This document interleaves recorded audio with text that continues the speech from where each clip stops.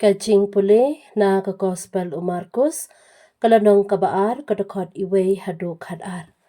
Katu kanisngi hadin ujisu ulalagpay sa kaper na balabna ba udon haying. Bat kum tapun ba kibriu kiliyalum, hadu ba don sa kasyu yaki, wat hakamat jingkang. Bat ulayalap haki, ya Ktien.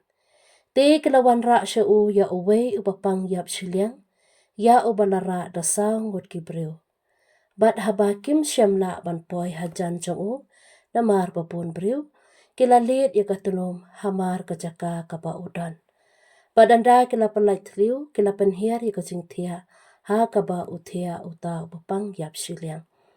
Haba ujisu lo ya i kajing ngay jongki, ulaong hau papang yap silyang. Kukun, lamap ikipop jongpi. Ladon kistat ain kibasyong hangta, bat kibaya perkat halaki do anut. Balay uni ubriu ukuran kumni. Kadai kacing ben Blei. Mano balak ban maap ikipop. Latang u Blei. Ujisu ulatip cisendon.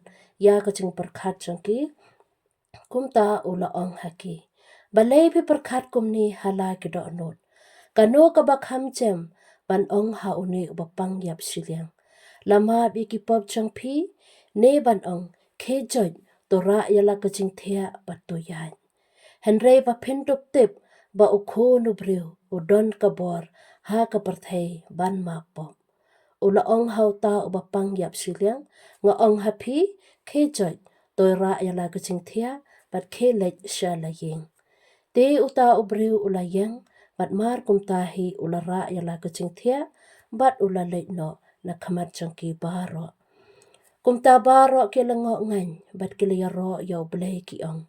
Ngim patsu yo i, kum kani meno.